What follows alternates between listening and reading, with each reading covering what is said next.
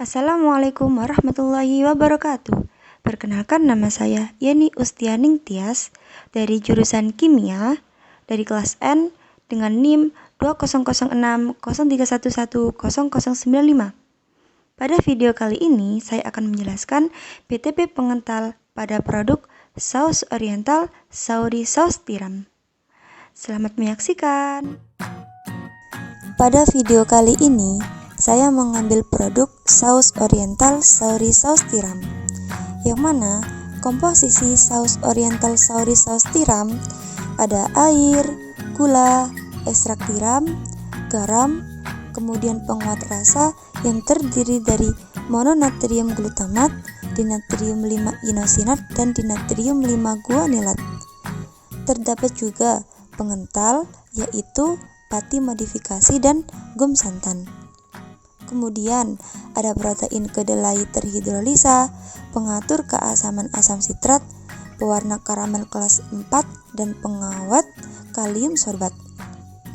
Nah, pada tugas kali ini saya akan menjelaskan BTP pengental yang terdapat pada produk Sauri saus tiram, yang mana BTP pengentalnya yaitu pati modifikasi dan gum santan. Pertama-tama saya akan mengulas sedikit tentang BTP pengental, yaitu pati modifikasi. Pati merupakan salah satu jenis karbohidrat kompleks yang pada suhu ruang tidak larut air. Sumber pati dapat ditemukan pada tanaman seperti singkong, beras, kentang, dan lain-lain. Aplikasi pati pada industri pangan banyak digunakan baik sebagai bahan baku maupun bahan tambahan seperti pengental atau thickening agent. Aplikasi pati alami pada industri pangan menemui beberapa kesulitan karena sifat pati alami tersebut diantaranya pati alami tidak tahan pada pemanasan suhu tinggi. Pati alami menghasilkan suspensi pati dengan viskositas dan kemampuan membentuk gel yang tidak seragam atau konsisten. Pati tidak tahan pada kondisi asam. Pati tidak tahan pengadukan. Kelarutan pati yang terbatas di dalam air, serta gel pati mudah mengalami sineresis. Mencegah hal tersebut, dilakukanlah modifikasi terhadap pati alami sehingga dapat memperoleh pati dengan sifat yang diinginkan. Modifikasi pati dapat dilakukan dengan berbagai cara, yaitu modifikasi dengan asam, modifikasi dengan enzim, modifikasi dengan oksidasi, dan modifikasi dengan ikatan silang. Modifikasi pati dirancang untuk mengubah karakteristik gelatinitas, hubungan padatan, dan kekentalan. Kecenderungan pembentukan gel pada dispersi pati, sifat hidrofilik, kekuatan menahan air pada dispersi pati saat suhu rendah. Kemudian, ketahanan dispersi terhadap penurunan kekentalan oleh asam maupun perusakan secara fisik dan pemasukan sifat ionisasi pati asal. Jadi, pati dalam bentuk alami adalah pati yang belum mengalami perubahan sifat fisik dan kimia atau diolah secara kimia maupun fisika.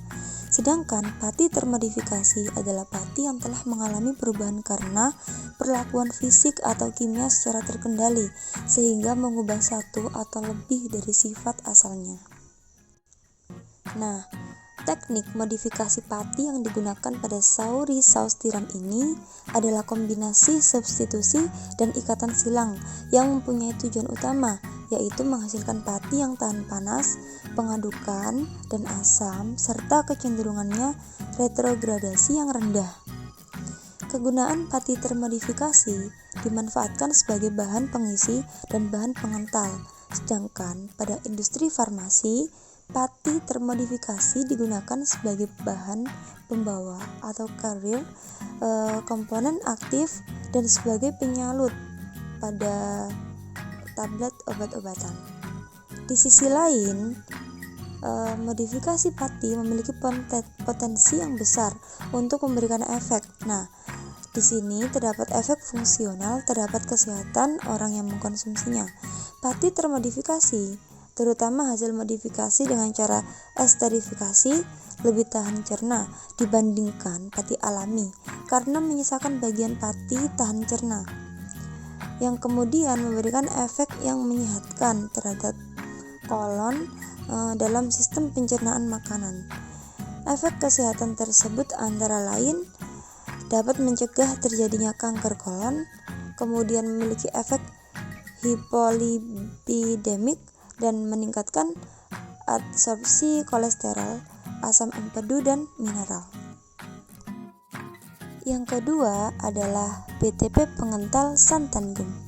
Santan gum adalah zat yang ditambahkan dalam produksi makanan kemasan yang berguna untuk mengentalkan tekstur saus ini. Selain untuk mengentalkan tekstur saus, santan gum juga berperan sebagai emulsifier, alias perekat baik dalam makanan dan lain-lain. Sejatinya, air dan minyak tidak bisa menyatu. Namun, dengan bantuan santan gum, bahan-bahan olahan tersebut bisa terpadu harmonis menjadi satu kesatuan utuh.